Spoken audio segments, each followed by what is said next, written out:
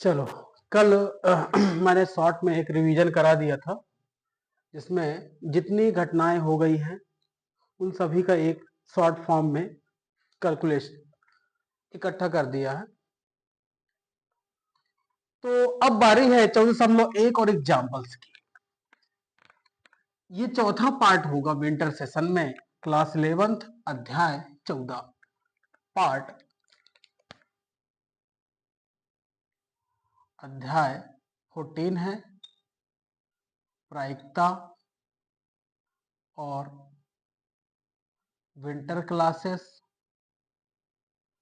और पार्ट है 4 और डेट है 24/11/25। तो एग्जाम्पल और 14.1 सवाल करने हैं। जो इजी होंगे वो मैं छोड़ दूंगा, बाकी जो भी बताने लायक है वो मैं सारी चीजें बताऊंगा। चलिए धीरे धीरे सीखते चलिए, आगे बढ़ते चलिए।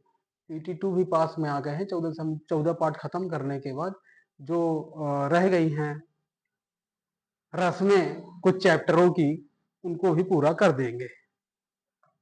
एग्जाम्पल 1 क्वेश्चन में पढ़ देता हूं। एग्जाम्पल 1 क्वेश्चन पढ़ दे रहा हूं। एक पासा फेंकने के परीक्षण पर विचार कीजिए। घटना एक अभाज्य संख्या प्राप्त होना को A से और घटना एक विषम संख्या प्राप्त होना को B से निरूपित किया जाता है। तो निम्न बिंदुओं को निकालना है। ठीक है, अच्छी बात। दिया है एक पासा फेंकने पर किया गया परीक्षण। इस तरह से क्वेश्चन बनाएंगे। घटना ए क्या कहती है? घटना ए ने कहा है एक अभाज्य संख्या प्राप्त होना। एक अभाज्य संख्या प्राप्त होना, ये घटना ए का कहना है कि घटना ए का कहना है कि विषम संख्या प्राप्त होना। विषम संख्या प्राप्त होना। और घटना बी क्या कहती है? एक विषम, ये घटना ए है एक अभाज्य संख्या प्राप्त होना, घटना बी एक विषम संख्या प्राप्त होना। तब प्रतिदर्श समष्टि, S बना लेते हैं। सबसे पहले एक कर्ली ब्रैकेट सीख लीजिए अच्छे से। 1 2 3, क्योंकि बनता नहीं है आपसे। 4 5 6, जिसको कहा गया वैसे ही पता चल गया होगा। हाँ,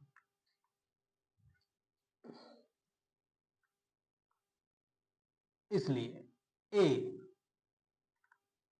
किसी की सीध में लिखते हैं ए। तो घटना ए ने कहा अभाज्य संख्या 2 3 5। घटना बी ने कहा विषम संख्या 1 3 5। चलिए प्रदेश समष्टि बना दिया, इसलिए घटना बना दी, घटना के समुच्चय हो गए। अब पहला बिंदु ए या बी, पहला बिंदु ए या बी, चूंकि ए या बी बराबर है ए यूनियन बी के, और ए यूनियन बी है ए यूनियन बी है, तो इसका मतलब यह है इसलिए ए यू बी बराबर 1, 2, 3 और 5। ये इसका पहला बिंदु क्लियर। ए यू बी वैसे भी मैंने बताया था, संघ यूनियन एक साथ लेना है, बस वो लेना है जो अकेला सिंगल लेना है बस, है ना। ये हो गया पहला बिंदु, ये आप लिखते जाइए, नोट करते चलिए। बाकी सब बन रहा है, मैंने इस बेसिक में सारी चीजें करा दी हैं। वैसे एग्जांपल ये नहीं कराना चाहिए क्योंकि ये इजी है। दूसरा लिखा हुआ है ए और बी, ए और बी, ए और बी, चूंकि ए और बी का मतलब होता है equal to A intersection B, A intersection B, इसलिए ए इंटरसेक्शन बी बराबर ए और बी। तो अपन एक जगह लिख लेते हैं, यहां पे ऐसे छोटे में, ए था अभाज्य संख्या और बी था विषम संख्या। ए इंटरसेक्शन बी दोनों में मैच क्या कर रहा है, दोनों में मैच कर रहा है क्या, 3 और 5। ये हो गया 3 और ये हो गया 5। तो ए इंटरसेक्शन बी, ए सर्वनिष्ठ बी 3 और 5, ए किंतु बी नहीं, तीसरा बिंदु अभी कल ही इसे सिखाया गया है, ए किंतु बी नहीं, ये कल ही सिखाया गया है, बहुत अच्छे से बताया था मैंने। ए किंतु बी नहीं, क्योंकि ए किंतु बी नहीं का मतलब है ए डैश बी, इसलिए ए डैश बी क्या कहता है, ये आपको पता होना चाहिए। ए डैश बी कहता है कि जो ए में है, जो ए में है वो बी में ना रहे, वही उसका आंसर। तो मैंने देखा कि 2 यहां नहीं है, 3 यहां है, 4, 5 यहां है, इसका मतलब इसका आंसर 2 होना चाहिए, क्योंकि 2 बी में नहीं है, 2 बी में नहीं है, दैट इज आंसर।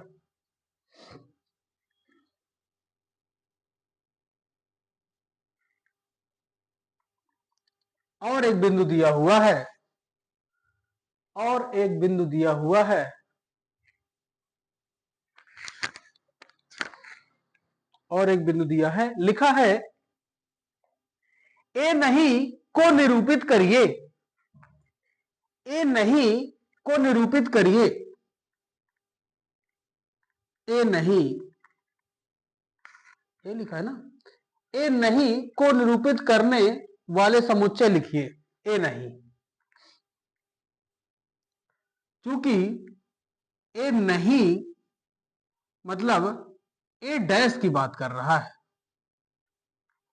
ए नहीं मतलब ए डैश की बात कर रहा है, और ए डैश अगर बोला है, इसका मतलब यह है कि जो ए में कंटेंट आए हैं वो न रहे, और हमारे पास टोटल है 1, 2, 3, 4, 5, 6, तो कौन कौन नहीं आया, 2 आया, 3 आया, 5 आया, इसका मतलब ना तो 1 आया, ना तो 4 आया, और ना ही 6 आया।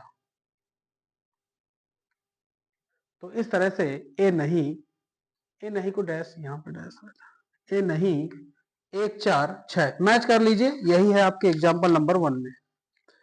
ठीक है, फिर एग्जाम्पल नंबर 2,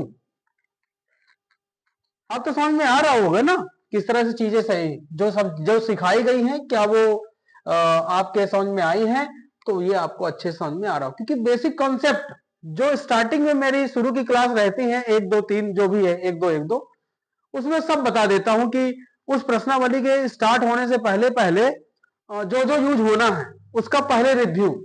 फिर आप तो ऐसा है कि कोई सीख लिया है तो अपने से बुक कर सकता है, और करना ही चाहिए। अगर आप अपने से नहीं कर रहे हैं, मेरा लेक्चर देख करके अगले एक लेक्चर का इंतजार कर रहे हैं, तो गलत कर रहे हैं आप। उससे क्या होगा? उससे ये होगा कि आपको जो भी डाउट होगा ना, तो जब क्लास आएगी तो समझ में आ जाएगा कि अच्छा हमसे ये नहीं बन रहा था।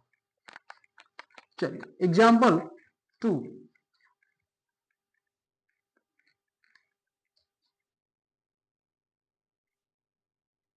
एग्जाम्पल 2। अब कुछ लोग तो अभी मेरे पहले लेक्चर ना देखे होंगे, ना पहला देखे, ना दूसरा देखे, तीसरा ना देखे, चौथा देखने बैठे। पहले पहला, दूसरा, तीसरा देखिए, वहां कॉन्सेप्ट है, यहां तो क्वेश्चन चालू है। एग्जाम्पल 2। दो पासे फेंके जाते हैं और पासों पर प्राप्त संख्याओं का योग लिखा जाता है। ठीक है, आइए अब आइए अब हम इस प्रयोग से संबंधित निम्नलिखित घटनाओं पर विचार करते हैं। ठीक है, विचार कर लेते हैं। देखिए, दो पासे फेंके जाते हैं। हम लोगों ने 10th तक में ना एक ही पासा देखा है फेंकने के लिए। जब तक हम लोगों ने 10th पढ़ा है तो एक ही पासा देखा। यहां दो पासे फेंके जाते हैं, दो बार नहीं सर, दो पासे। दो पासे फेंके जाएंगे तो एक पासे पर कुल प्रतिवर्ष बिंदु कितने हो जाते हैं? 6। 6 की पावर n। ठीक है, 6 की पावर n मतलब 6 की पावर 2 मतलब 36। अगर दो पासे फेंके जाते हैं या एक ही पासा दो बार फेंका जाता है, कॉन्सेप्ट समझिए इसके, कॉन्सेप्ट समझिए अच्छे से। अगर दो पासे फेंके जाते हैं तो मैं ये कह रहा हूं कि इसके ना जो एस है वो 36 बिंदु बनेंगे, एस, और यहां 36। लेकिन वो कैसे, मैंने क्लास 10th में नहीं पढ़ाया, लेकिन क्लास 12th में जरूर पढ़ाऊंगा, 11th में जरूर पढ़ाऊंगा। और वो पूरा डिटेल यहां दे देता हूं कि जब दो पासे फेंके जाते हैं तो किस तरह से ये 36 हो जाते हैं। समझिए इस बात को। एक पासा ये है और दूसरा पासा ये है।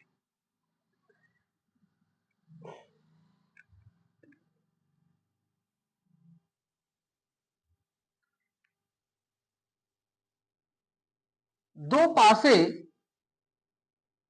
फेंकने, दो पासे एक साथ फेंकने पर, एक साथ फेंकने पर, मैं यहां नहीं बता, मतलब इस प्रश्न में आपको लिखना नहीं है, लेकिन मैं यहीं पे बता रहा हूं। दो पासे फेंकने पर प्रतिदर्श समष्टि एस बराबर, अब यहां पर मैं वो सारी पॉसिबिलिटीज लिखूंगा जिसे कहते हैं 36 कैसे हो जाती है। आप ये देखिए, पहले पासे पर एक को फिक्स कर दो, दूसरे पे एक आएगा, दूसरे पे दो आएगा, दूसरे पे तीन आया, दूसरे पे 4 आया, 5 आ सकता है, 6 आ सकता है। तो एक कॉम्बिनेशन छाओं के साथ ले लिया। फिर हो सकता है कि दो आए और दो छाओं के साथ आ जाए, तीन आए, तीन भी छाओं के साथ आ जाए। मतलब पहले पासे पर एक ही आ रहा है, दूसरे पे एक आ गया, दूसरे पे दो आ गया, दूसरे पे तीन आ गया, दूसरे पे 4 आ गया, दूसरे पे 5 आ गया। तो इस तरह से ये जो कॉम्बिनेशन बनेंगे, पहले एक के साथ 6, फिर दो के साथ 6, फिर तीन के साथ 6, 4 के साथ 6, 5 के साथ 6, 6 के साथ 6, और इस तरह से 36 बन जाते हैं। उन्हीं को मैं आपके सामने लिख रहा हूं। अगर आप दिमाग दौड़ा लें, कैच कर लें इस समझ को, तो आपके नट बोल्ट सही हो जाएंगे। देखिए, 1 के साथ 1 2 के साथ कॉम्बिनेशन, 1 3 के साथ कॉम्बिनेशन, 1 4 के साथ, 1 5 के साथ, 1 6 के साथ, अब 2 1 के साथ, 2 2 के साथ, 2 3 के साथ, 2 4 के साथ, 2 5, 2 6, 3 1, 3 2, 3 3, 3 4, 3 5, 3 6, 6 हो गया, 4 1, 4 2, 4 3, 4 4, 4 5, 4 6, 4 7, 4 8,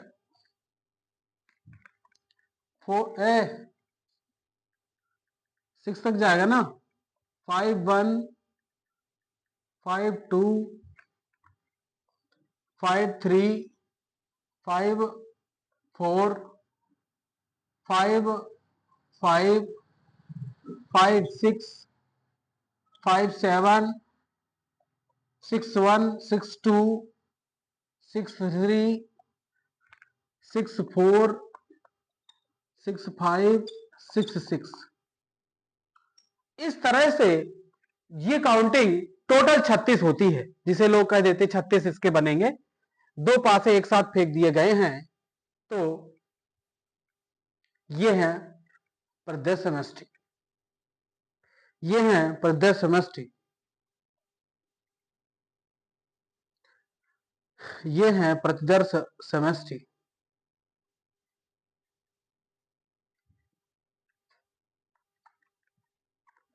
प्रतिदर्श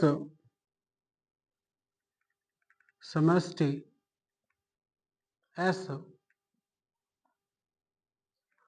x slash X Y slash X Y बराबर बता रहे हैं ये 1 2 3 4 5 6 को में 36 अवयव हैं।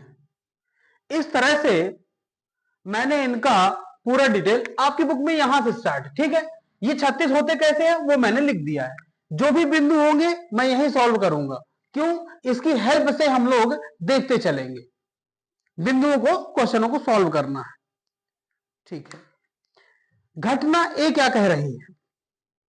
घटना ए कह रही है, पहले तो ऊपर पढ़ लीजिए क्या है। दो पासे एक साथ फेंके जाते हैं, पासों पर प्राप्त संख्याओं का योग लिखा है, ठीक है।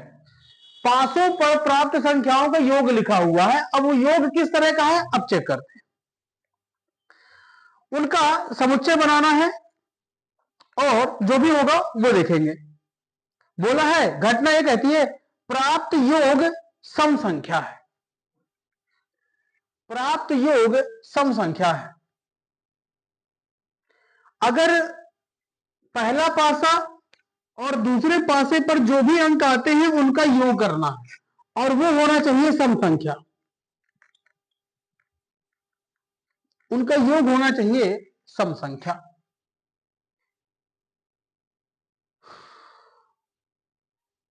तो एक कॉन्सेप्ट ये कहता है कि आप दिमाग लगाइए कि कहां कहां बन सकती है सम संख्या। जैसे यहां सम संख्या बन रही, दोनों को जोड़ेंगे 2, दोनों को जोड़ेंगे 4, दोनों को जोड़ेंगे 6, फिर 4 6 8, 4 6 8,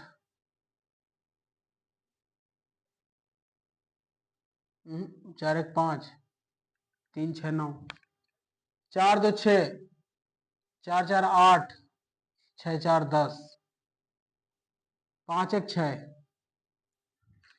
5 3 8, 5 5 10, 6 5 गए, 6 1 7, ये भी नहीं, 6 2 8, 6 4 10, 6 6 12। इस तरह से जिन पर मैंने डॉट डॉट किया है ये घटना ए के समुच्चय बनेंगे, क्योंकि उसने घटना ए में कहा है कि दोनों पर प्राप्त संख्याओं का योग सम संख्या है। अब योग सम है तो 2 4 6 8 10 12 जो भी बनता है वो कॉन्सेप्ट हमें देख लिए। कितने हैं देख लेते हैं। 1 2 3 4 5 6 7 8 9 10 11 12 13 14 15 16 17 18 18 है, 18 हैं। इसमें भी काउंट कर लें क्या बुक में। 1 2 3 4 5 6 7 8 9 10 11 12 13 14 15 16 17 18 18 है। ठीक है, तो इस तरह से घटनाओं का समुच्चय बनाते हैं। समझ में आ गया है। इसके नीचे जो घटना बनानी है मैं यही बनाता हूं, इसको मिटा देता हूं क्योंकि ये लिखा रहेगा ताकि हेल्प होती रहेगी समझने के लिए। पहला बिंदु ये स्टार्ट कैसे करना है, एग्जाम्पल ये कर लिया, ये सारा लिख दिया, उसके बाद ये बनाया, 36 अवयव हो गए। अब इसी के नीचे जो लिखना है मैं इसको मिटा के लिखता हूं। पहला बिंदु ए, प्राप्त योग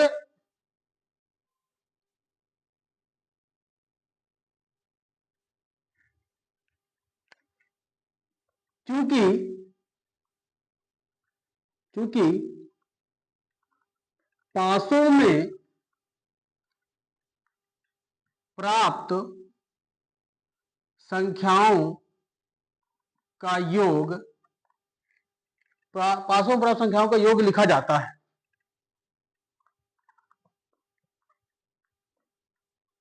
तब घटनाएं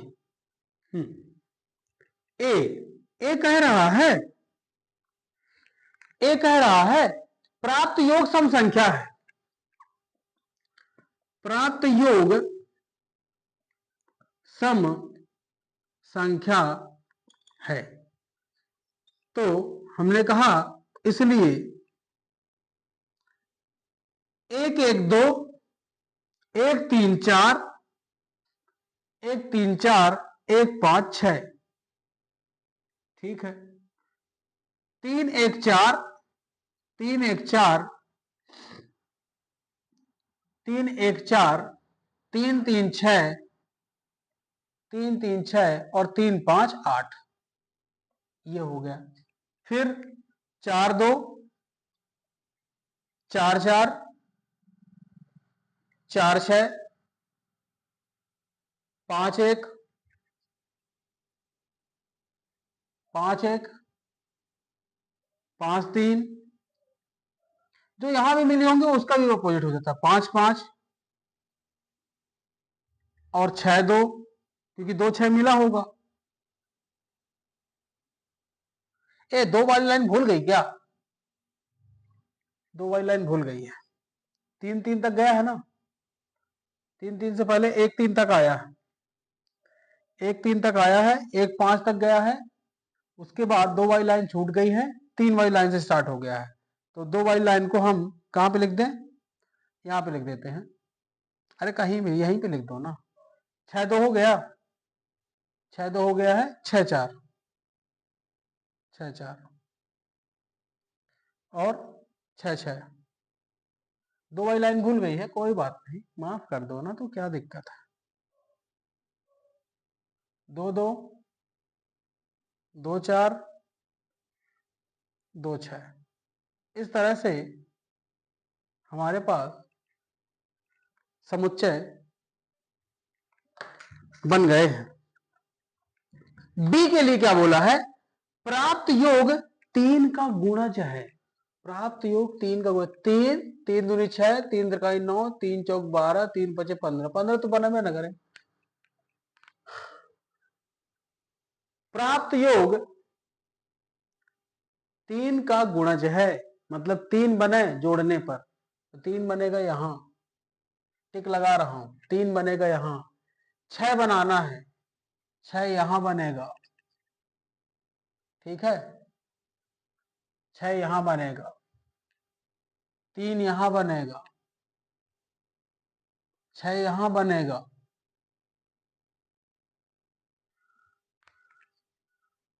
2 6 तक हो गया, ठीक है। 3 4 तो ना बनेगा, 3 2 5 3 3 6 बनेगा यहाँ, 6 3 9 बनेगा यहाँ, 9 तक चले गए। 4 ना बनेगा, 6 बनेगा यहाँ, क्योंकि पहाड़े में 6 आता है। 5 4 9 बनेगा यहाँ, 5 1 6 बनेगा, 10 तो आता नहीं है। 7 9 बनेगा यहाँ, 6 1 7, 6 5 11, 6 1 7, 6 2 8, 6 3 9 बनेगा यहाँ, 6 4 10, 6 5 11, 12 बनेगा यहाँ। तो इस तरह से ये जो टिक वाले हैं ये घटना बी को डिनोट करेंगे, ये घटना बी को डिनोट करेंगे। ये आप लोगों ने लिख लिया है? अगर लिख लिया है तो ठीक है, मुझे इसकी जरूरत पड़ेगी, है ना।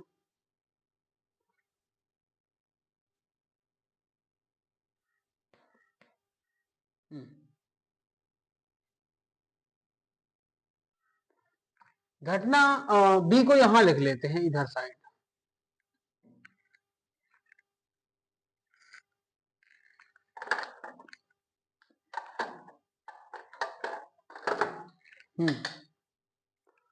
घटना बी को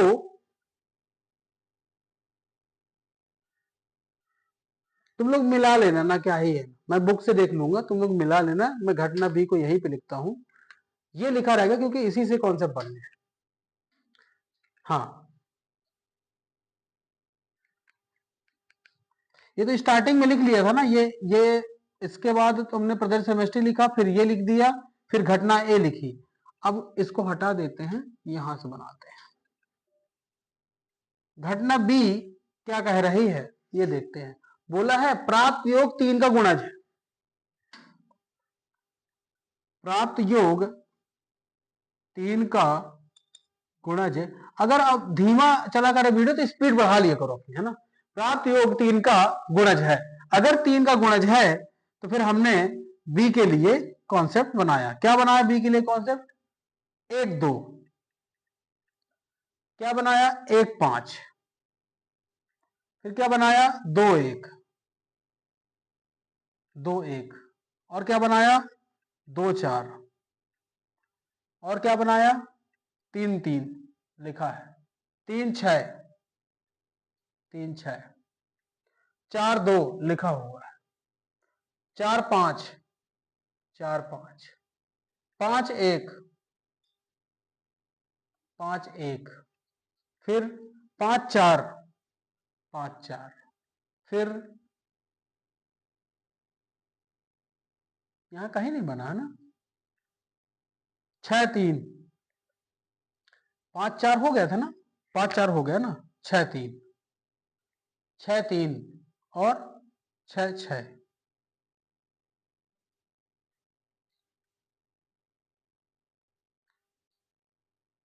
6 6।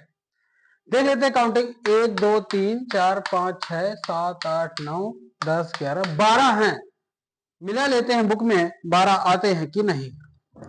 1 2 3 4 5 6 7 8 9 10 11 12 12 है सर, 12 है, ओके है ना। तो इसमें जो अवयव आए हैं बी घटना में वो 12 है, और ए में कितने थे? 18 18 थे। ठीक है, इसी प्रकार से हमने सी घटना का देखना है। घटना सी कहते हैं प्राप्त योग 4 से कम है। प्राप्त योग 4 से कम है, इसका मतलब योग 3 होना चाहिए, योग 2 होना चाहिए, और 1 तो कभी हो ही नहीं सकता है। ये तो बहुत कम हो गया। सी घटना का समुच्चय जो बनेगा, प्राप्त योग 4 से कम है, तो 1 1 बन जाएगा, 1 2 बन जाएगा, हो गया। 2 1 बन जाएगा,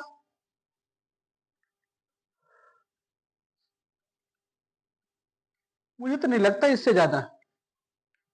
1 1 2 1 1 1 2 सही है।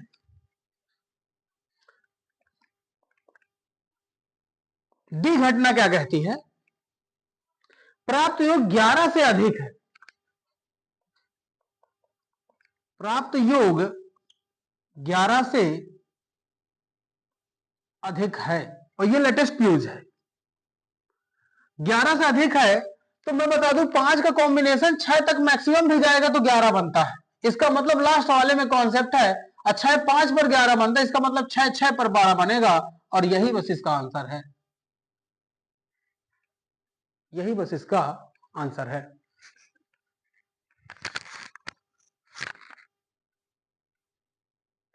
तो इस तरह से हमारे पास ये सी, डी, ए और बी सारे समुच्चय बना लिए गए हैं। अगर प्रश्न कुछ कहता है तो देख लेते हैं। इन घटनाओं में कौन से युग्म परस्पर अपवर्जी हैं? और अपवर्जी के लिए तो मैंने बताया था, इन घटनाओं में परस्पर अपवर्जी चेक कर सकते हैं। बोला है इन घटनाओं में कौन से युग्म परस्पर अपवर्जी हैं। युग्म का मतलब है कि जो न मैच कर रहे हो एक दूसरे में। तो किसके लिए चेक करना है यह भी देखा जा सकता है, लेकिन अपवर्जी चेक करना है तो ए का बी से भी देखना पड़ जाएगा, ए का सी से भी देखना पड़ जाएगा।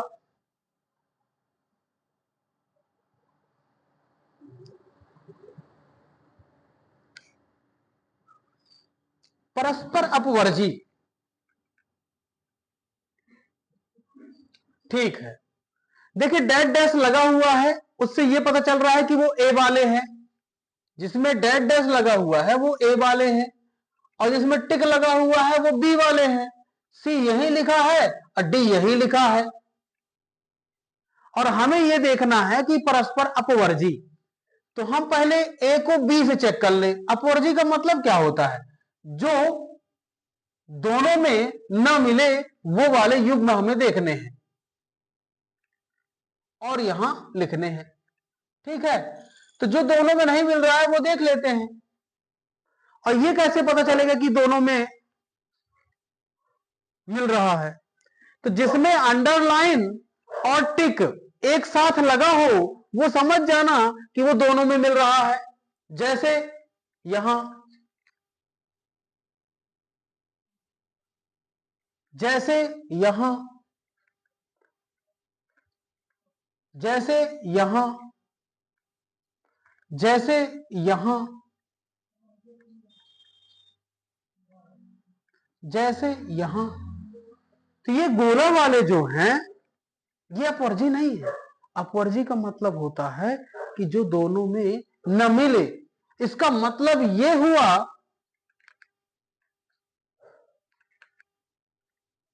कि जिन पर गोला मैंने नहीं लगाया है, जिन पर गोला मैंने नहीं लगाया है,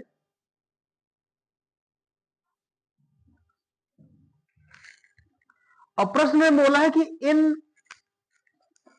इन घटनाओं में से कौन से युग्म परस्पर अपवर्जी हैं।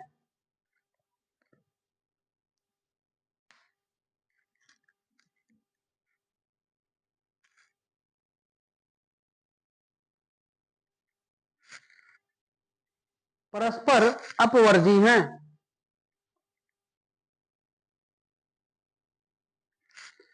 तो आपको समझ में आ गया कि यार ये तो मिल रहे हैं।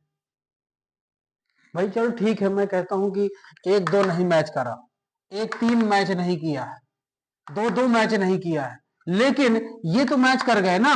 अपवर्जी की कंडीशन क्या होती है? खाली, फाई, यही तो है कंडीशन, और क्या है? इसका मतलब यह है कि ए और बी परस्पर अपवर्जी नहीं है, परस्पर अपवर्जी नहीं है। अब ए का और किसी से कर सकते हैं? सी से।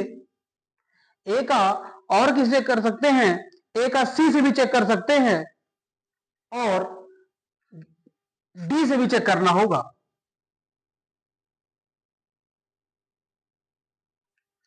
तो क्या सी में एक एक है और ए के लिए डॉटेड है, तो डॉटेड मिल रहा है, मतलब सी के लिए भी नहीं होगा। ए और सी परस्पर अपवर्जी नहीं है। क्वेश्चन ने पूछा अपवर्जी कौन कौन है, ए और सी तो नहीं है अपवर्जी, डी चेक कर लेते हैं। डैश डैश और 6 6 6 डैश डैश लगा हुआ है, मतलब ए का डी से भी अपवर्जी नहीं है। क्वेश्चन मिला लेते हैं, बिल्कुल सही बात है, नहीं है। मतलब कॉम्बिनेशन बनाने का यही तरीका है। अगर जैसे हमारे पास ए था, बी था, सी था और डी था, तो हमने इसको ए को सबके साथ ले लिया, अब बी को इसके साथ ले लो और बी को इसके साथ ले लो, बी इंटरसेक्शन सी और बी इंटरसेक्शन डी, क्लियर ना। तो दो अभी दो और चेक कर लेते हैं, फिर सी इंटरसेक्शन डी कर लेंगे, सी इंटरसेक्शन डी कर लेंगे।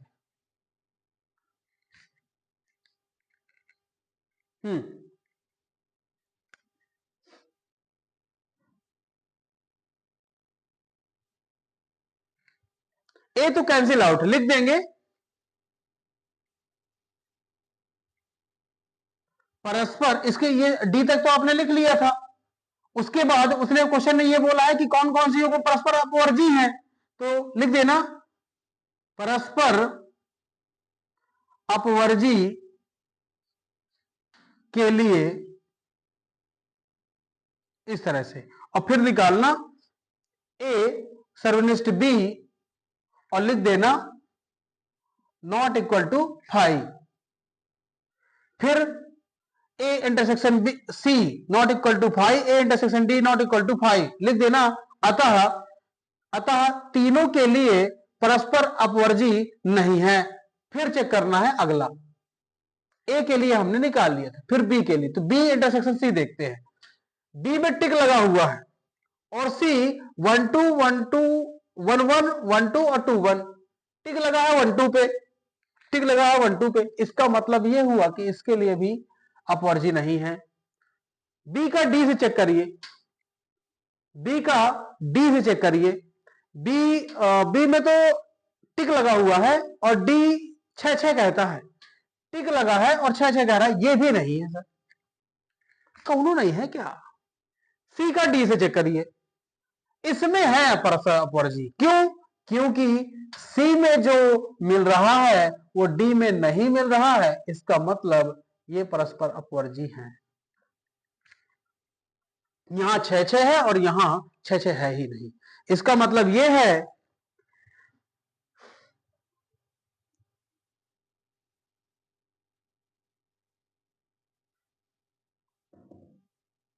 सी और डी परस्पर अपवर्जी घटना है।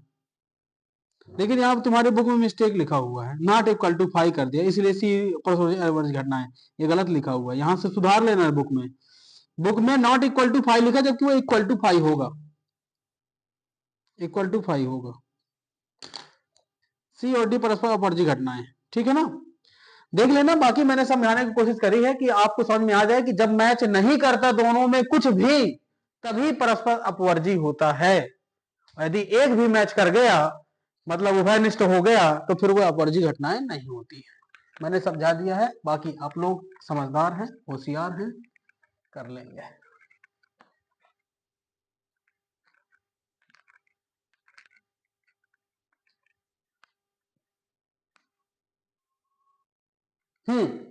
एग्जाम्पल नंबर 3,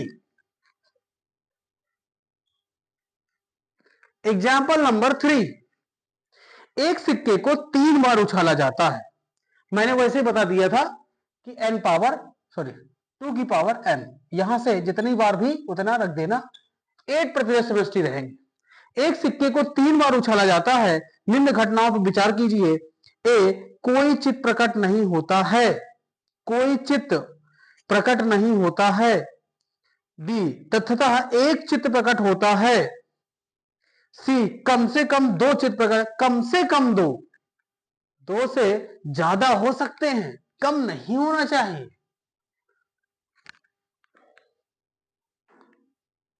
एक सिक्का 3 बार उछाला जाता है, इसलिए प्रतिदर्श समष्टि S इक्वल टू, सारे लिख देता हूं, वैसे भी बता चुका हूं, तीनों हेड आ गए, टेल आया, अब टेल घूमेगा पूरे बाजार में। अब क्या हुआ, अब दो टेल आ गए,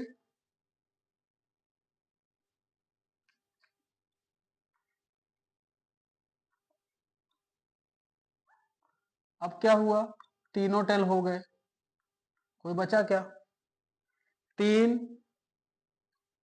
कुछ गड़बड़ है क्या रे, क्या गड़बड़ गया है, एक टेल आया, ये यहां घूमा, फिर यहां आ गया, दो टेल आए,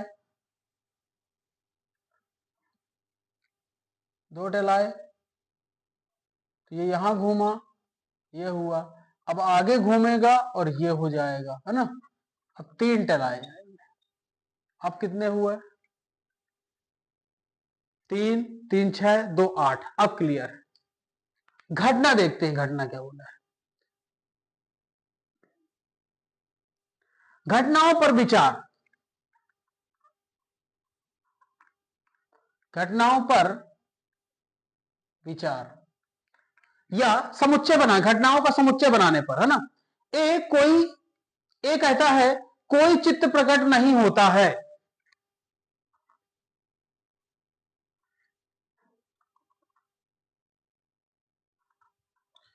कोई चित्त प्रकट नहीं होता है। अगर कोई भी चित्त प्रकट नहीं होता, इसका मतलब यह हुआ कि वहां सारे टेल थे, वहां सारे टेल थे। बी, बी कह रहा है तथात एक चित्त प्रकट होता है, तथात एक चित्त प्रकट होता है। अगर एक चित्त प्रकट होता है, इसका मतलब यह है, एक चित्त कहां कहां है, एक चित्त प्रकट होता है, चित्त मतलब head, H T T, T H T, T T H, तीन तो बनेंगे क्या, एक चित्त प्रकट होता है। सीधी कहानी देख लेते हैं, कहा है कम से कम दो चित्त प्रकट होते हैं, कम से कम दो,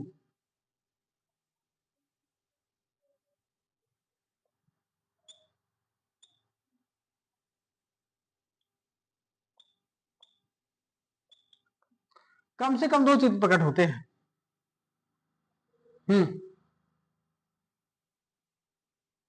कम से कम दो चित्त प्रकट होते हैं, कम से कम दो, मतलब अधिक से अधिक तो क्या, कम से कम दो चित्त रहबे करें, ठीक है।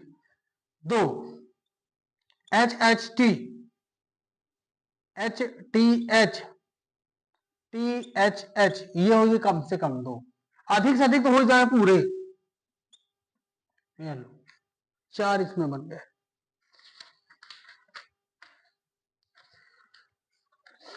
क्या बोला है, क्या यह परस्पर परस्पर अपवर्जी और निषेध घटनाओं का समुच्चय है, परस्पर अपवर्जी और निषेध घटनाओं का समुच्चय है, तो परस्पर अपवर्जी पहले चेक कर लेते हैं।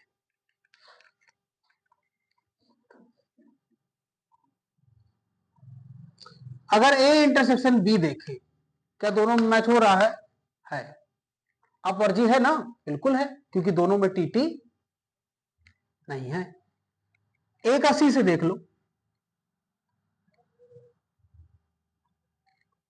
ए का सी परस्पर अपवर्जी है, ए का सी से देख लो अपवर्जी है, हाँ है, कहे कि दोनों में क्या टीटी नहीं है। डी का सी से देख लीजिए, बस क्या मैच कर रहा है, कुछ भी मैच कर रहा है, कुछ भी कुछ नहीं, मतलब है अपवर्जी तो है भाई।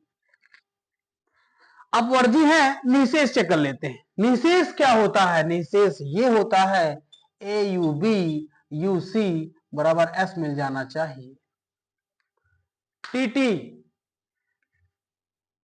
मिल गया, HH मिल गया।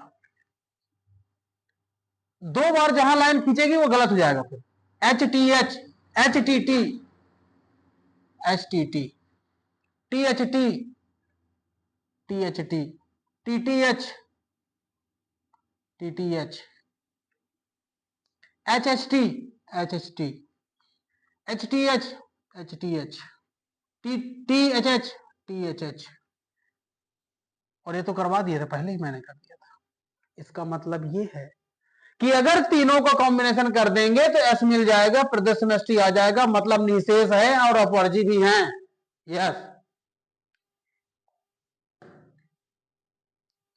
घटनाएं युग्म के अनुसार असंयुक्त हैं, सही बात है, अर्थात ये परस्पर अपवर्जी हैं। एबीसी अपवर्जी व निषेध घटनाओं का समुच्चय बनाते हैं, सही बात है, सही बात है, ओके है, ओके है। प्रश्न का उत्तर कैसे देंगे, पहले इतना लिख लीजिए फिर बताता हूं।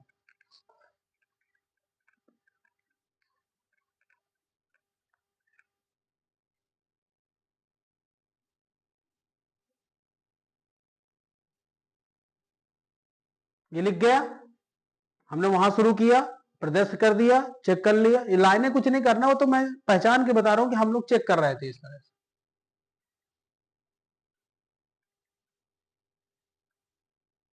हाँ, ये हो गया।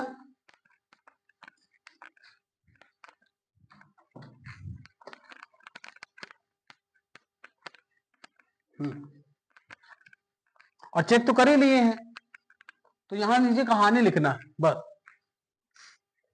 चूंकि A intersection B equal to 5, A intersection C equal to 5 और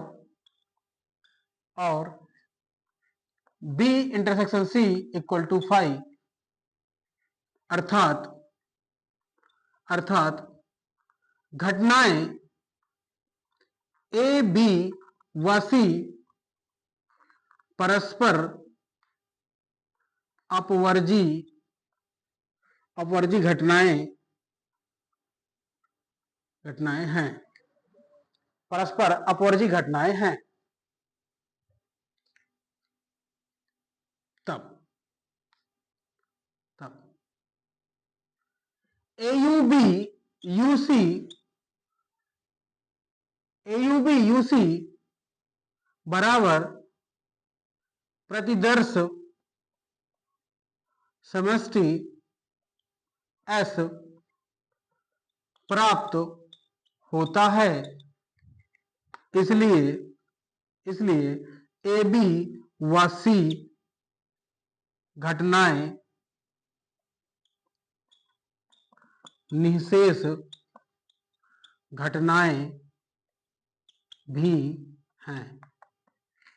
अतः अतः वी कैन से दैट, अतः हम कह सकते हैं, अतः हम कह सकते हैं कि दी गई घटनाएं ए बी व सी परस्पर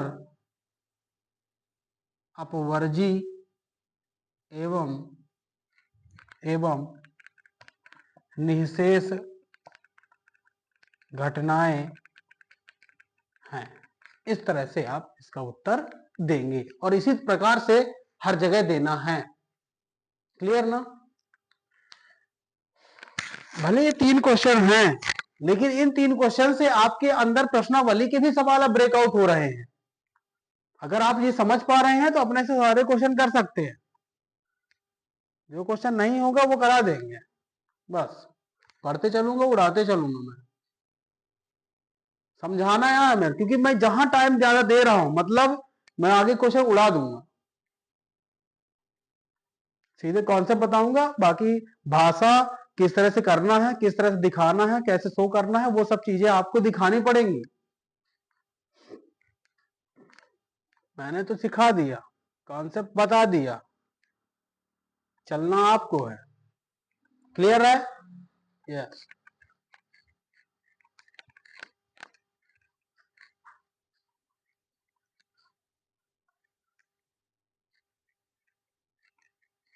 जब ये स्याही खत्म हो जाने वाली होती है तब ये मिटता नहीं है। अब समझ में आया, इसलिए स्याही खत्म नहीं होनी चाहिए, नहीं तो ये दिक्कत जाती है मिटाने में भी।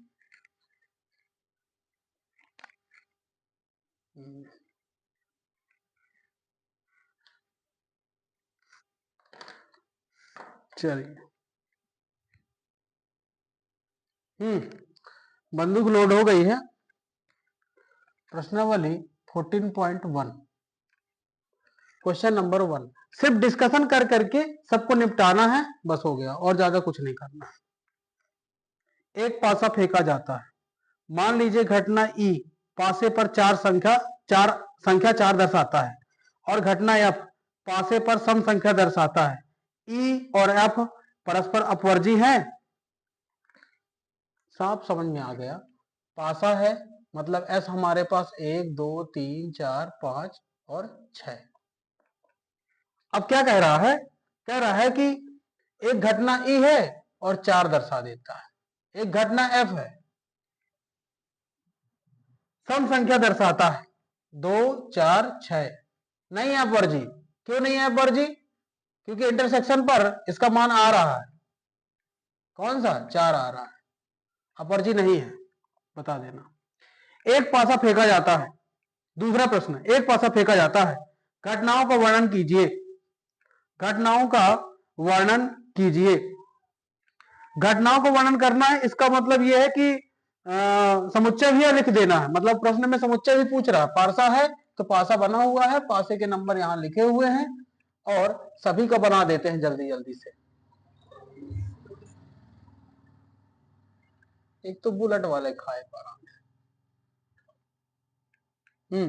पहला बिंदु, संख्या 7 से कम है। घटना ये कहती है संख्या 7 से कम है, मतलब 1 2 3 4 5 6 सगले हैं। दूसरे का संख्या 7 से बड़ी है, बी घटना। दूसरा प्रश्न है, बी घटना संख्या 7 से बड़ी है, ये खाली हो जाएगा, ये फाई हो जाएगा। तीसरा, संख्या 3 का गुणज है। 3 का गुणज 3 3 दूनी 6 3 त्रिका 9, तो 9 तो ना होगा। चौथा, कहते हैं संख्या 4 से कम है। 4 से कम है मतलब 3 2 और 1, तो मतलब लाइन से लिख दो 1 2 और 3, 4 से कम। अब क्या करा दो, इसमें कुछ कराने जैसा है ही नहीं। 4 से बड़ी है, सबसे 4 से बड़ी सम संख्या बोला है ई। 4 से बड़ी सम संख्या 6। संख्या 3 से कम नहीं है। संख्या 3 से कम नहीं है। संख्या 3 से कम नहीं है मतलब 4 है 5 है और 6 है। लो, वो क्या करा दूं मैं?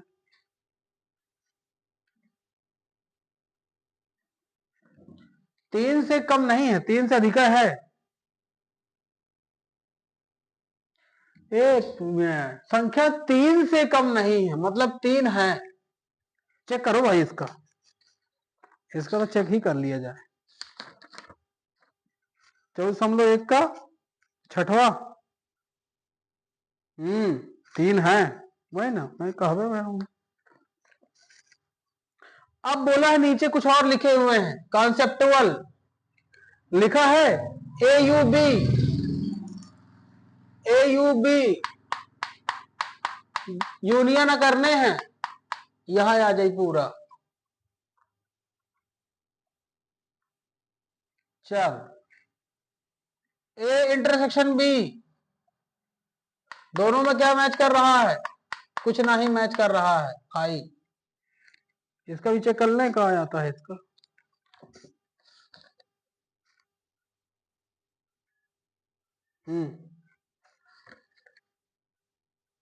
BUC BUC 3H है भाई, यूनियन करना था, दोनों जोड़ेंगे 3H मिलेगा भाई। यहां तो खाली है, खाली डब्बा शेर बराबर। ई इंटरसेक्शन एफ, ये सब आपसे कर बनने वाले से। ई इंटरसेक्शन एफ 6 भाई, जो मिलेगा इंटरसेक्शन कहलाता है सर्वनिष्ठ। D intersection D intersection E D intersection ई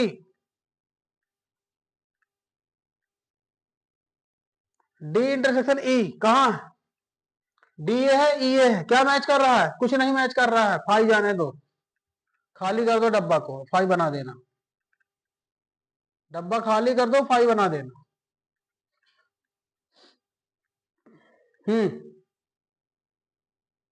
ए डैश सी आया है, ए डैश सी, जो ए में है वो बी सी में ना मिले तो 3 6 तो मिल रहा है, इसका मतलब ये है कि 1 2 5 1 2 1 2 4 5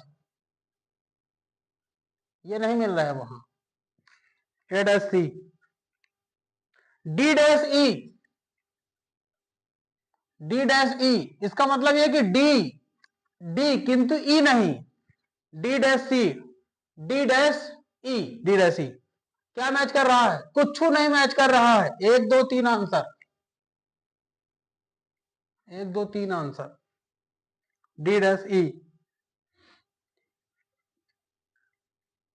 ई intersection F dash, E intersection F dash, इसका मतलब ये है कि ये ई डैश एफ पूछ रहा है, ई डैश एफ, ई डैश एफ जो इसमें है वो इसमें ना मिले और ये मिल रहा है, इसको तो फाई जाना चाहिए। चेक कर लेते हैं ना, ई डैश एफ या ई इंटरसेक्शन एफ डैश,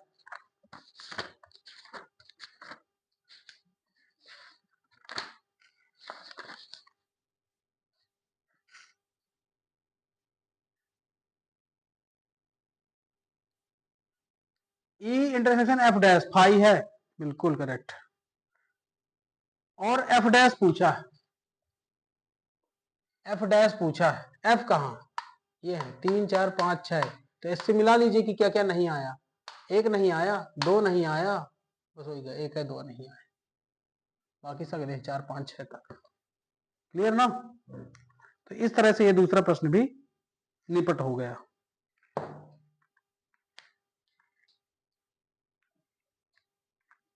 इस तरह से दूसरा प्रश्न भी निपट गया है। चलो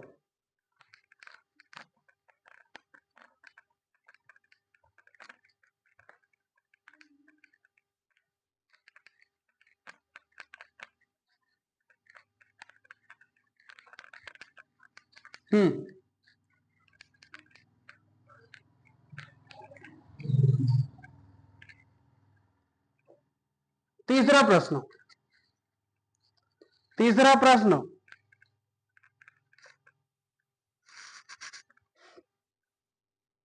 एक परीक्षण में पासे के एक जोड़े को फेंकते हैं, वही 36 अवयव वाला है, उन पर प्रकट संख्याओं को लिखते हैं, वर्णन कीजिए।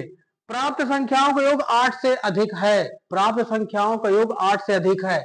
8 से अधिक कहां से होगा? अगर 3 वाली लाइन में देखा, 2 वाली लाइन में देखा जाए तो 2 वाली लाइन में तो 2 6 8 होता है, और 8 से अधिक बोला मतलब 2 वाली लाइन तक तो कुछ नहीं आएगा, 3 से आएगा। 3 में कहां पर 3 5 8 होता है, 3 6 आएगा, 4 5 आएगा, 4 6 आएगा, 5 5 4 9 आएगा, 5 5 आएगा, 5 6 आएगा, फिर 6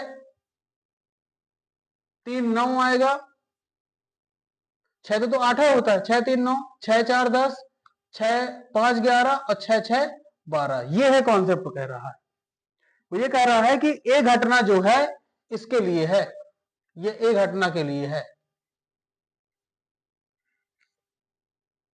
दोनों पासों पर संख्या 2 प्रकट होती है, दोनों पासों पर संख्या 2 प्रकट होती है, ये तो एक ही कॉन्सेप्ट है। लो प्रकट करा दो। सी प्रकट संख्याओं का योग कम से कम 7 और 3 का गुणज है, कम से कम 7। प्रकट संख्याओं का योग कम से कम 7 और 3 का गुणज, कम से कम 7 मतलब 7 से अधिक होना चाहिए, कम से कम 7। तो 7 से अधिक क्या हो जाएगा? 3 दूनी 6, 3 त्रिकाई 9, 3 चौक 12, 3 का गुणज भी देखना है ना, तो 3 3 के गुणज में 9 आएगा, 12। 7 से अधिक तो 9 आता है, ठीक है। तो 9 कौन कौन बनाता है? योग बोला था तो 3 6 से चालू होगा, 3 6 9 है ना, और 4 5 9, 4 5 9, 5 4 9, और 5 6 तो 11 तो हो जाएगा, तो 6 3 9 और 6 6 12। तो ये हो गए सी की घटनाएं, ये हो गई सी की घटनाएं। चलिए अब देखते हैं आगे, इन घटनाओं का कौन सा युग्म परस्पर अपवर्जी है। तो ए को बी से चेक कर लो, मिल रहा है क्या कुछ, दो दो का नहीं है अपवर्जी। ए को सी से चेक कर लो, ए को सी से चेक करो, कुछ मिल रहा है क्या, 3 6 मिल रहा, नहीं है अपवर्जी, इसके लिए तो नहीं होगा, इसके लिए नहीं होगा, अपवर्जी नहीं है, क्योंकि 3 6 मिल गया ना दोनों में। एक सी को सॉरी बी को सी से चेक कर लीजिए, मिल रहा है क्या, नहीं मिल रहा, अपवर्जी है, तो बताना पड़ेगा।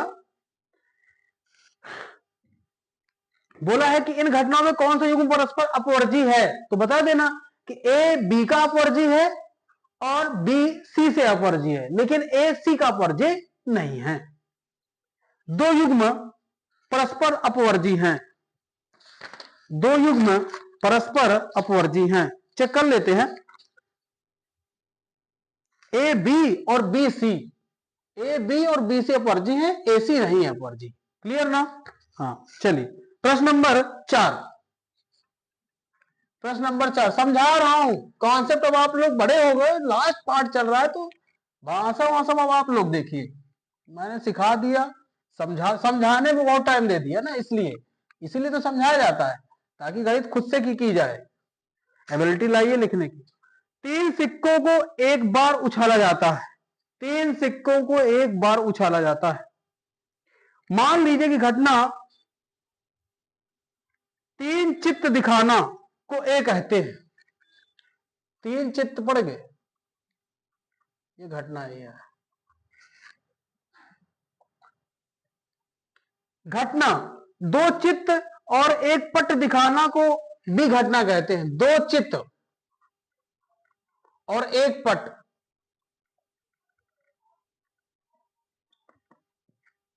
2 चित्त और एक पट, बस यही कॉम्बिनेशन बनेंगे, तो बी घटना कहते हैं। 3 पट दिखाना को सी घटना कहते हैं, 3 पट दिखाना को सी घटना कहते हैं। पहले सिक्के पर चित्त दिखाना को डी कहे, पहले सिक्के पर चित्त दिखाने को डी से निरूपित करते हैं, पहले सिक्के पर चित्त दूसरे पे आता रहे, पहले सिक्के पर चित्त दूसरे पे आता रहे, पहले सिक्के पर चित्त दूसरे पे आता रहे, पहले सिक्के पे चित्त दूसरे पे आता रहे, अभी और बनेगा एक और, पहले सिक्के पर चित्त दूसरे में आता रहे, जो आना है, चित्त है पहले वाले, दूसरे में आता रहे, जो आना है, ये तो एक बार आ चुका है, छोड़ दो इसको।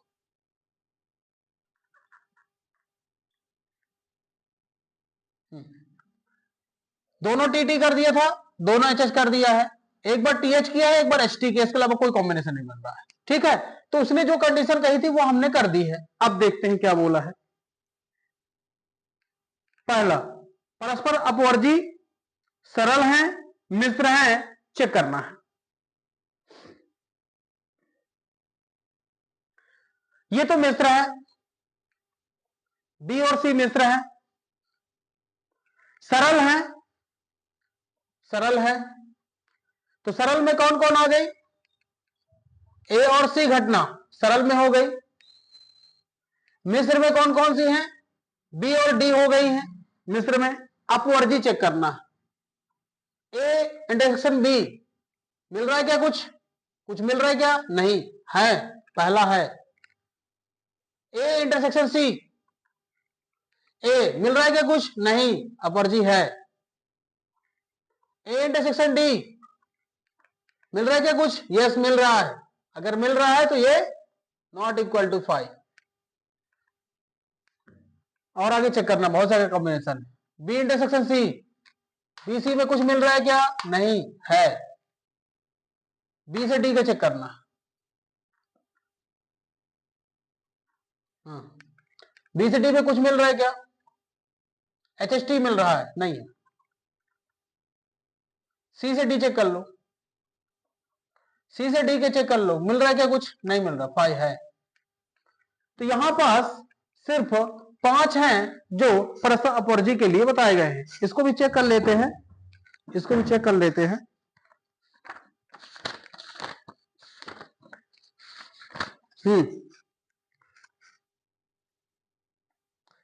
पहले बिंदु में ए बी,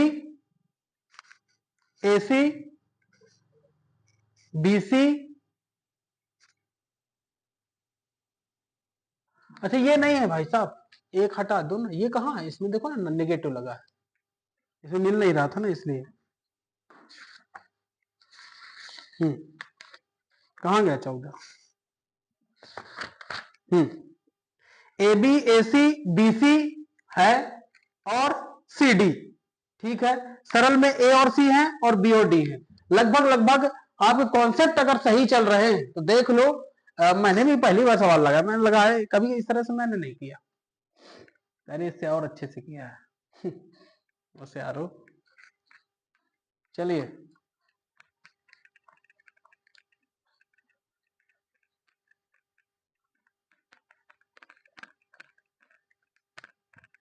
प्रश्न 4 हो गए। पांचवा, 3 सिक्के एक बार उछाले जाते हैं। ये प्रश्न आपको मुझे फोटो भेज करके करना है, फोटो भेज दीजिएगा। प्रश्न नंबर 5 की फोटो भेजना है, भेज देना। बहुत अच्छे से बता दिया अभी।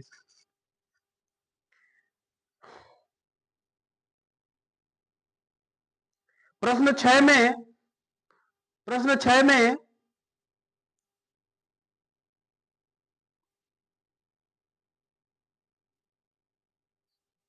प्रश्न 6 बता देता हूं मैं, प्रश्न 6 बता देता हूं। और प्रश्न 7 आपको, प्रश्न 7 आपको करना है और इसकी फोटो। मैंने 5 और 7 आपको दिया है, छठवां मैं बता देता हूं। 5 और 7 आपको दिया है, छठवां मैं बता देता हूं। दो पासे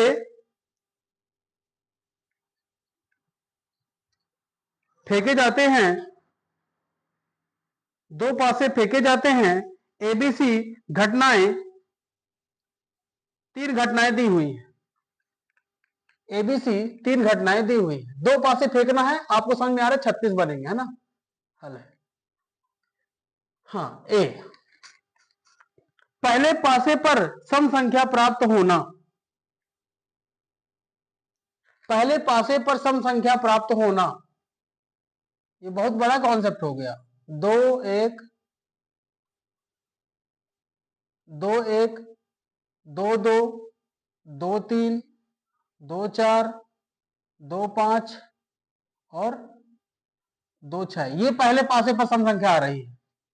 4 1, 4 2, 4 3, 4 4, 4 5, 4 6। पहले पासे सम संख्या आ रही है। 6 1, 6 2, 6 3, 6 4, 6 5 और 6 6। पहले पासे पर सम संख्या आ रही थी, कॉन्सेप्ट मैंने लिख दिया। घटना बी, पहले पासे पर विषम संख्या प्राप्त होना। ये तो बिल्कुल निपटवा लिया, पूरे लिखवा लिया। 1 1, 1 2, 1 3, 1 4, 1 5, 1 6। पहले पासे पर विषम संख्या आ रही है। 3 1, 3 2, 3 3, 3 4, 3 5, 3 6। लिखते लिखते पता है क्या समझ में आ रहा है, अगर इन दोनों को जोड़ दूंगा ना तो 36 प्रदर्श समष्टि एस प्राप्त हो जाएगा। इसका मतलब यह है कि ये निषेध घटनाएं हैं और अपवर्जी भी है। कहे ना इसमें इसमें मिल रहा है ना इसका इसमें मिल रहा है, तो अपवर्जी भी है और निषेध भी है। और कुछ भी उभयनिष्ठ तो कुछ हो भी नहीं सकता है, तो सर्वनिष्ठ भी चल रहा है, इंटरसेक्शन चल रहा है, और यूनियन भी चल रहा है। यूनियन कर देंगे तो अवयव मिल जाएंगे। 5-1, 5-2, 5-3, 5-4, 5-5 और 5-6। तो इस तरह से हमें ये सी भी मिल गया। बोला है पासों पर प्राप्त संख्याओं का योग लेस देन इक्वल देन 5 होना चाहिए। लेस देन और इक्वल देन 5 मतलब 5 के बराबर तक जा सकता है और 5 से कम रहा है। 5 से कम रहा है मतलब 1-1, 1-2, 1-3, 1-4, ये 5 हो गया। 1-6, अगर 4-1-5 हो गया, 5 करोगे तो 6 चला जाएगा, ज्यादा हो जाएगा। हाँ, 2-1, 2-2, 2-3, ये हो गया 5 तक। 3-1, 3-2, ये हो गया 5 तक। कम चल जाएगा, ज्यादा नहीं चलेगा ना। 4-1, 5-1 तो चलवा ना करेगा, बस हो गई ये हो गया सी। अब बोला है कि ए डैश निकालिए, ए डैश निकलवा। अगर ए डैश निकालेंगे इसका मतलब ये है कि एस में जो ये 36 तो थे उनमें से ए में जो आ गए तो जो बचेंगे वो ए डैश कहलाएंगे और ए डैश हो जाएगी बी की वैल्यू। ए डैश हो जाएगी बी की वैल्यू। पहला बिंदु क्लियर। ए डैश बराबर बी की घटना लिख देना पूरी। ये दूसरा बिंदु बी नहीं मतलब बी डैश पूछ रहा है तो ए की घटना लिख देना पूरी। ए की घटना, ए का जितना भी समुच्चय लिखा हुआ है इस वाले में बी डैश के सामने लिख देना और ए डैश में बी की घटना लिख देना। बी की घटना लिख देना तो काम हो जाए। ए या बी, ए यूनियन बी कर देना, एक साथ दोनों को कंबाइंड, ए और बी को एक साथ कंबाइंड कर देना, आपका यूनियन बन जाएगा। 36 बनेंगे अब सम संख्या विषम संख्या एक साथ। चौथा ए और बी, ए और बी इंटरसेक्शन दोनों में 5 हो जाएगा। ए किंतु सी नहीं, ए किंतु सी नहीं, सगले हो जाएंगे ए के। ए वाले सारे लिख देना, क्यों? क्योंकि ए वाले इसमें मैच के। ए किंतु सी नहीं, एक मिनट, ए किंतु सी नहीं, ये ए किंतु सी नहीं तो क्या, ये मैंने हटा देना पड़ेगा, मतलब उसमें से 2-3 हटा देना पड़ेगा और 4-1 हटाना पड़ेगा, 2-2 हटाना पड़ेगा, 2-1 हटाना पड़ेगा, 4-1 हटाना पड़ेगा ना।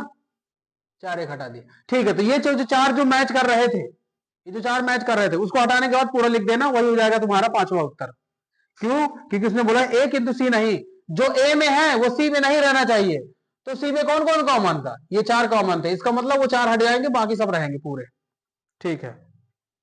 5 के बाद छठवां बी या सी, बी या सी मतलब बी यूनियन सी निकालना है, मतलब बी यूनियन सी। जो मैच करेगा उसको एक बार, जो मैच करे उसको एक बार बी और सी में। जैसे ये एक बार लिखना है दोनों को, ये एक बार लिखा जाएगा, ये एक बार लिखा जाएगा, ये पहली वाली तो लाइन पूरी लिख देना 6 तक।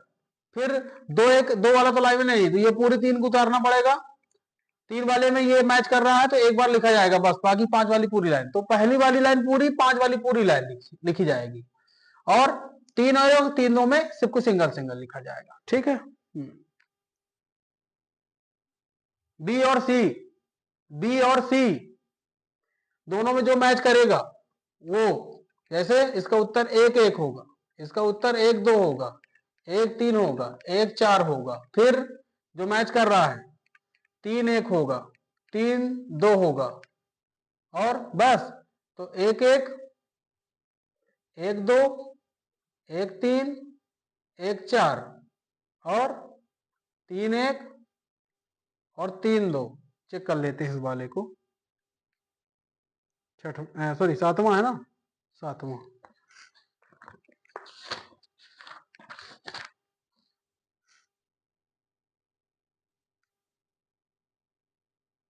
थक गया मैं। अच्छा, यहाँ लिखा है 1 1 1 2 1 3 1 4 3 1 3 2। ठीक, क्लियर है 7वां। A intersection B dash intersection C dash, तो बी डैश का मतलब ये, और ए तो ये है, और सी डैश का मतलब ये है कि इनको छोड़ करके उन 36 में से सारे, और उन सब में जो मैच करेगा वो, तो जो ये तो पूरे ले रहे हैं, ये और इसमें तो कुछ नहीं। बी डैश का मतलब यही है। अच्छा, इसका मतलब ये और इसमें से क्या मैच कर रहा है? मैच कर रहा है, मुझे लगता है दो दो दो मैच कर रहा है, दो दो मैच कर रहा है, और 4 1 मैच कर रहा है, और तो मुझे नहीं लगता कुछ मैच कर रहा है। इसका आंसर यही होना चाहिए क्या? अच्छा, बी डैश सी डैश भी है ना, सी डैश भी तो है। ये तो सी वाले हैं, सी डैश निकालना है, तो बहुत सारे मैच करेंगे, तो बहुत सारे मैच कर जाएंगे। सी डैश का मतलब ये है कि इन दोनों में सिर्फ ये सारे अंक हटा देने जितने ये हैं, उसके बाद जो बचेंगे वो सी डैश की वैल्यू होगी। करना ना बने तो फिर मेरे को मैसेज करना 73 89 40 74 65। इसमें मैसेज कर देना कि 14.1 का नहीं आ रहा है, तो मैं डिस्कस कर दूंगा। क्लियर ना?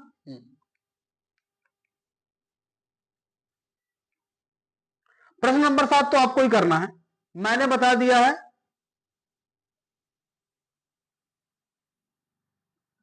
सी डैश तो बन जाएगा ना निकालते। देखो, बी डैश, अगर किसी ने पूछा कि बी डैश और बी डैश क्या है, तो बी डैश करने के बाद ए वाले पूरे कंटेंट लिख देना, जितने ये लिखे हैं वो बी डैश की वैल्यू है। और सी डैश क्या होगा? सी डैश की वैल्यू अगर मैं कहूं, जितने भी वो 36 लिखे थे, उन 36 में से एक एक को हटा देना, 1 2 हटा देना, 1 3 हटा देना, 1 1 4 हटा देना, 2 1 हटा देना, 2 2 हटा देना, 2 3 हटा देना, तो 3 1 हटा देना, 3 2 हटा देना, 4 1 हटा देना। उसके बाद जितने भी बचे वो सब सी डैश रहेंगे, सब सी डैश रहेंगे।